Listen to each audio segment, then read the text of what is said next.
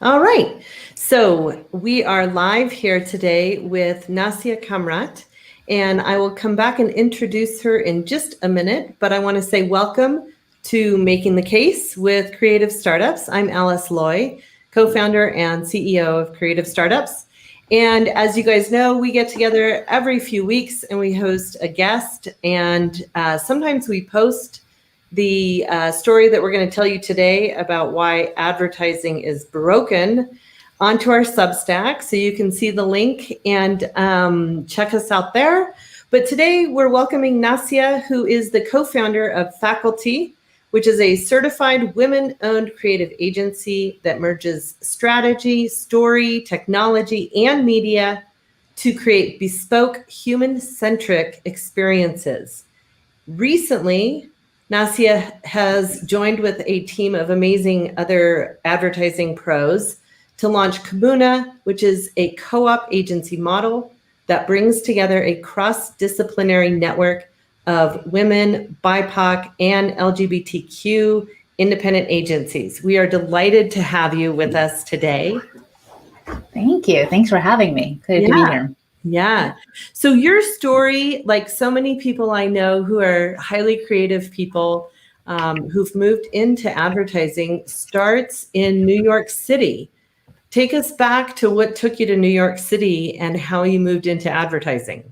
Yeah. So I moved to New York to do theater. I wanted to be a director. And I was working in the sort of New York theater scene. I did all like the weird theater, like the experiential theater that did all the weird stuff. And then I realized that I needed help.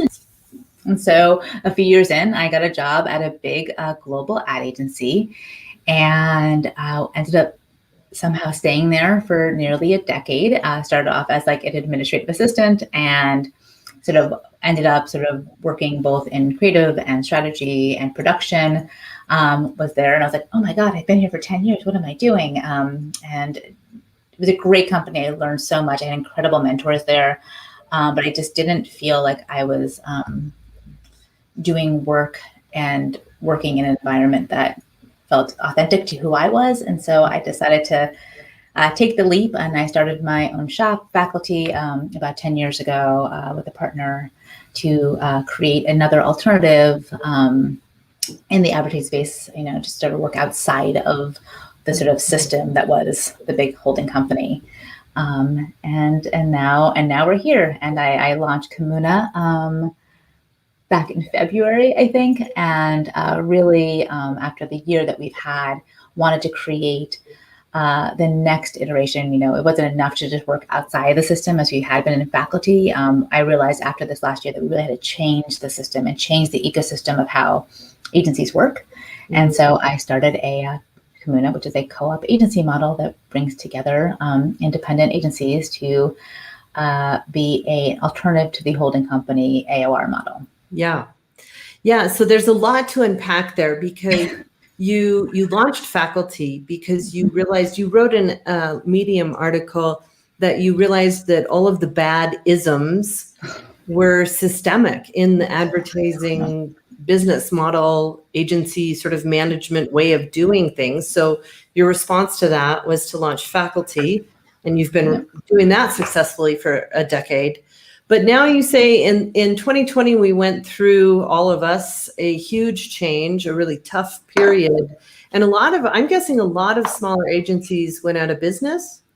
Yeah. I know a lot of my friends who had small agencies, they all went out of business or they all lost their jobs. I mean, I had a call with some of my agency owner friends, and, it was when we all had to decide if we were going to have to do layoffs. And it was like, we were all freaking out because we didn't want to do that to the humans in our organizations. And, it was a really hard year for small businesses across the board. And so I think, there was a moment last year where I was seeing all these big agencies like hashtagging, and I was like, you can't just hashtag and think that what were some of the hashtags?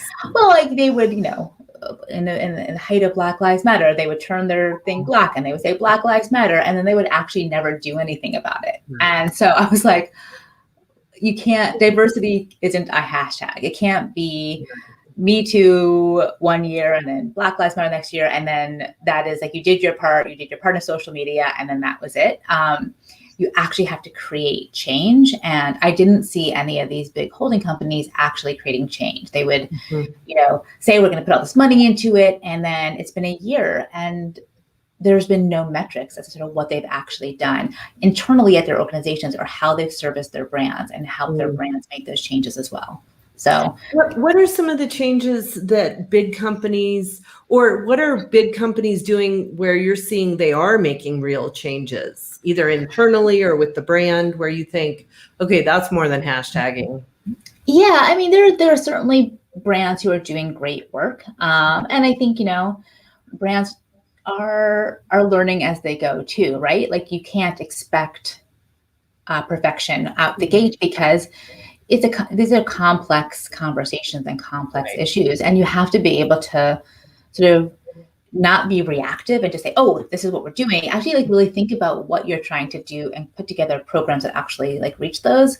So I mean, I think there are certainly brands that do a fantastic job in diversity. There's great brands that are doing great work in sustainability, and I think brands have an amazing amount of power. Like, I think $982 billion will be the advertising spend by 2025. That's like a ridiculous amount of money. Yeah. And so the fact that so much of our economy is powered by advertising actually puts brands in the seat of actually being able to create change and create systems in which they can have a connection with their consumers. Like, consumers want their brands to do good in the world. They want to be aligned with them.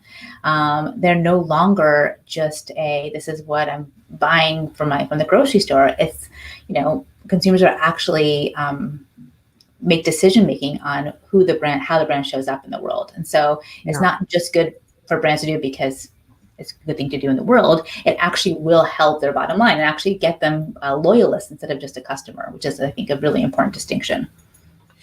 Yeah, and I think it's important to almost all consumers, at least in the US. I looked at one of the articles you shared, marketing charts, and it showed that 60% of consumers who responded to their survey say that a brand is more authentic and trustworthy if diversity is apparent in its marketing. So people are naturally sort of gauging, does this look like the real world? Because the real world is really diverse. Yeah. And wanting that in their brands. The other thing that you mentioned that I think is fascinating, especially in our work with entrepreneurs who have very little time and money, and so they've got to get their marketing just right, is that the sort of old ways of segmenting the market, by which that means, let's say you have a t-shirt shop and it's very grunge and gritty. You're going to segment that for people who are probably younger, have a certain budget, etc., not for grandmothers going to church on Sundays. Okay, that's fair. But the old way of segmenting the market is no longer really that useful. We live in a different world than when advertising figured out market segmentation in 1935, I'm guessing. I don't know, right? Talk a little bit about why brands risk becoming irrelevant if they don't figure this out. Yeah, well, I mean, with the rise of digital and social, like how we consume as consumers, how we actually consume advertising is very different. The days of the $1 million broadcast spot are not really as relevant as they used to be. And so I think, and also with the speed in which we consume content. So brands really have to find ways to reach their target demographic, because there's, the grunge t-shirt shop is never going to want to get to the church lady. And that's great. And we don't have to, but with the rise in social and digital, you actually have the ability to really, really find the humans, right? Like the actual people who are going to engage with your brand. And you have the opportunity to curate the experience so that they're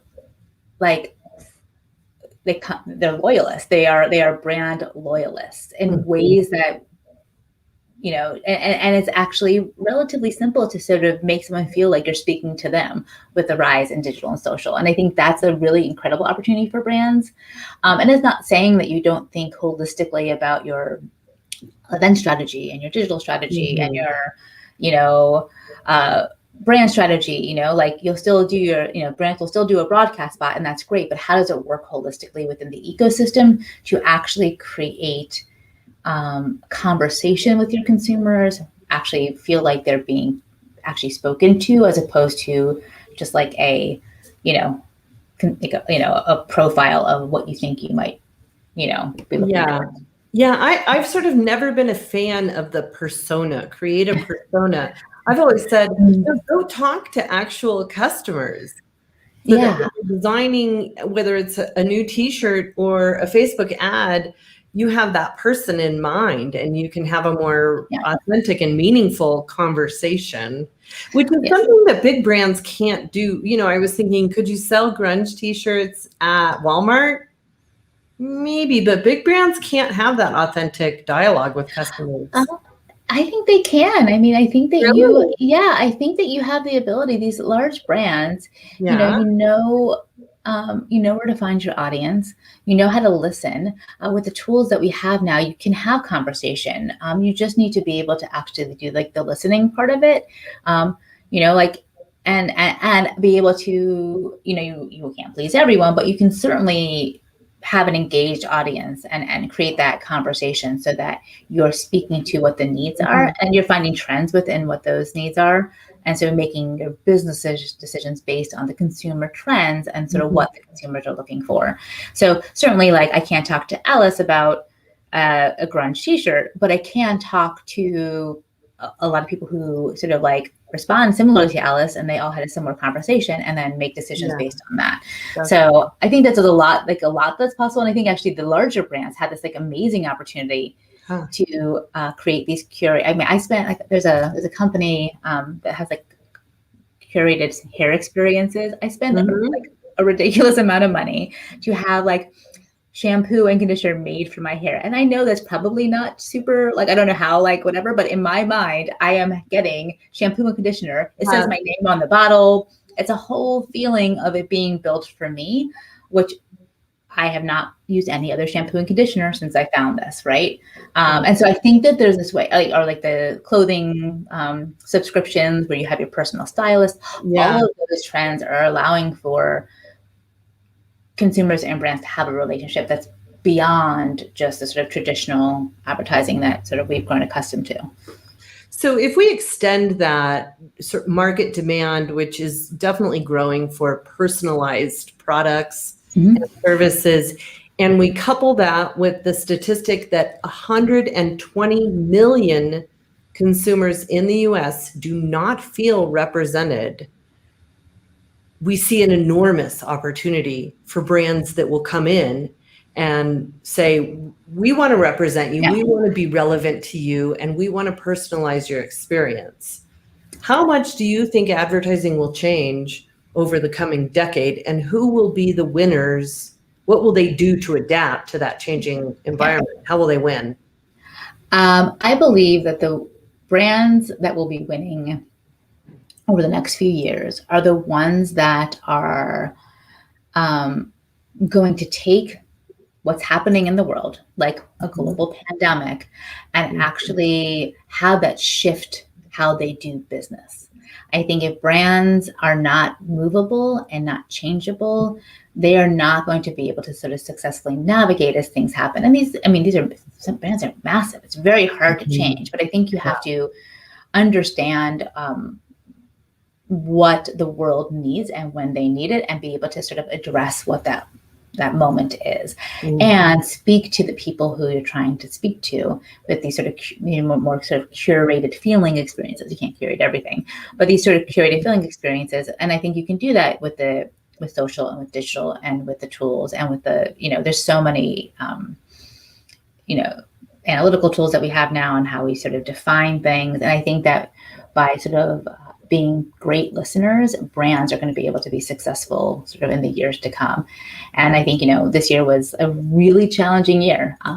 everyone was affected by it in really real ways. And I think that the brands that have been the ones that have sort of grown to the top are the ones that have been really active, really listening.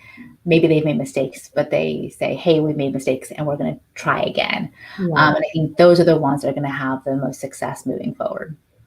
And with Kamuna, you guys are not only pioneering a new model, talk a little bit about the business model. Okay. Yeah. So there are, in traditional advertising, there's sort of like three ways advertising works, right? So you have the big holding company model where they have lots of different types of services. You kind of get like one-stop shop. You can go there. They can do all of your advertising needs, from media buying to creative. And it's great because there is this sort of like single entry point, but it's incredibly inefficient because you're working with businesses. The holding companies are all owned by like one white dude at top, which, you know, in the end means that you're in service, the agencies are more in service of the bottom line of the holding company than they are in service of either their brand partners or their employees. And it's an incredibly outdated way things work, right? Like it's been going on. I mean, think about Mad Men. This has been going on for a very long time. Yeah. And, you know, I think Ad Week, like every other week, they're like, oh, advertising is dead. But they're not really kind of coming up with a solution on how to actually change it. The other way is, you know, all these independent shops like Faculty, all these like ex-agency people are like, we're done and we start our own shops and we do what we do really well, but we don't have the breadth of services that a holding company does. So like, you know, Faculty does really cool experience design stuff and content, but we don't do media buying. So we have partners who we do that with, but that sort of like services provided thing is a little bit different. And brands, then if they go the independent agency route, they have like 15 agencies they have to manage and no one's talking to each other and there's no sort of continuity. And so that doesn't work either. So, and then the last thing is like brands will go and build out in-house agencies, and it's great when things are good. It's fantastic. They have people who own the brand, they understand it, but then like a global pandemic hits and they fire the entire agency and then have to build it up again. So all three models have really great things about them, but none of them are actually like really answering the need of what advertising is today. So with Kamuna, the goal was to have really great senior leadership that understands strategy, understands how to sort of get their brands to where they need to go, sort of centralized client services. So you have one point of contact, so brands can call one person. And then you have all these independent agencies who are specialists, who are top of their game, who are like the best PR agency and the best media buying agency and the whatever. And they all happen to be underrepresented or have underrepresented leadership. So working together with their expertises to sort of create a different type of output for brands.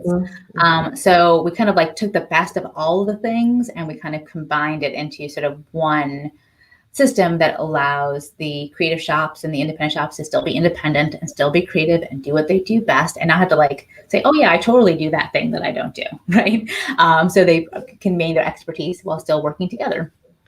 And the majority of the agencies that are participating in Kamuna are women-led, BIPOC-led, LGBTQ. Is that right? Across the board. So as part of membership, there's a couple of different things. You have to be on the smaller side. You have to have like less than 100 employees. That's sort of our metric, because like after 100 employees, then you're kind of like a medium-sized shop and like things change a little bit. So we have agencies that are 2 people. We have agencies that are 75 people. So you also have to have leadership that is diverse leadership. So 50% of leadership has to be women, BIPOC, LGBTQ+, Latinx, sort of underrepresented in something. There is an exception though. So if you do not have diverse leadership, this was something that I'm really excited about, is you can still join Kamuna, but you have 6 months to change what your leadership looks like. So we're actually challenging if you want to be part of what we're doing because you believe in sort of working in a different way and in a more efficient way for brands, certainly come join us. But you have to take a look at what your the DNA of your leadership team is, so that you could also be moving that forward as well. So Kamuna seems like an answer to a lot of the challenges around this, sort of the advertising agency model is broken.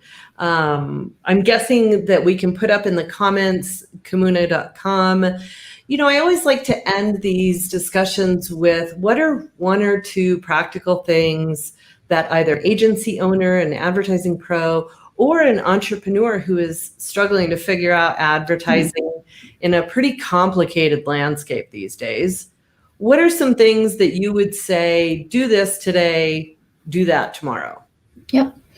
So if you're on the agency side, right, I think, and on the sort of independent agency side, let's say, I think one thing that you can do is know that partnership is fantastic. Working cooperatively is sort of the future, right? So you don't have to go and build out an in-house production studio. Find your tribe, find your people. So in Kamuna, we're like curating that. But there are really incredible ways, prior to Kamuna, faculty had partners that we worked with for years to help us sort of do the things that we didn't do best. So I think for agency owners, I think really finding that community support and building that community so that you could, I think you're in a really interesting time where brands are looking towards independent specialist shops. So I think there's going to be a sort of stick. I mean, it was a bad year, but I think we're coming out of it. And I think brands are sort of looking for different things. If you're on the brand side of things, big or small, I think take a look at what your, if you have an agency, what your agency looks like, what they stand for, how they're spending your money. If they're spending your money on a ping pong table to go back to their office, they're probably not the right agency for you.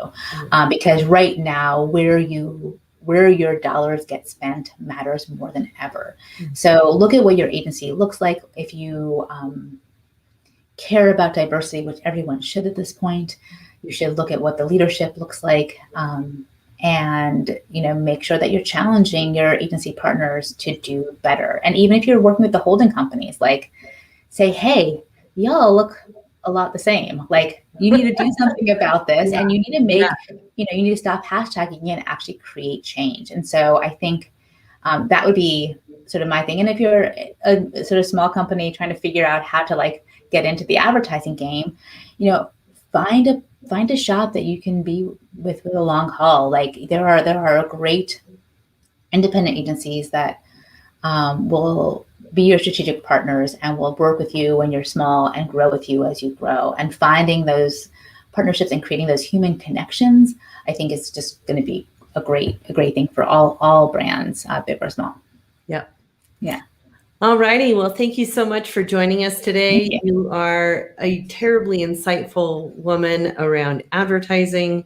You're super fun to hang out with. I hope I get to see you when I'm up in Portland later this month. It'll be fantastic. We'll have a cocktail. Beautiful. It's actually lovely weather here. Summertime. The only month I would ever dream of coming to Portland. As you should. Don't come in January. That's right. No, January is closed. Portland is closed in January.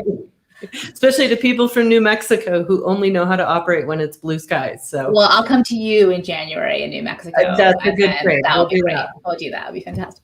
All righty. Thanks so much. Okay. Talk to you soon. Right. Thanks. Bye.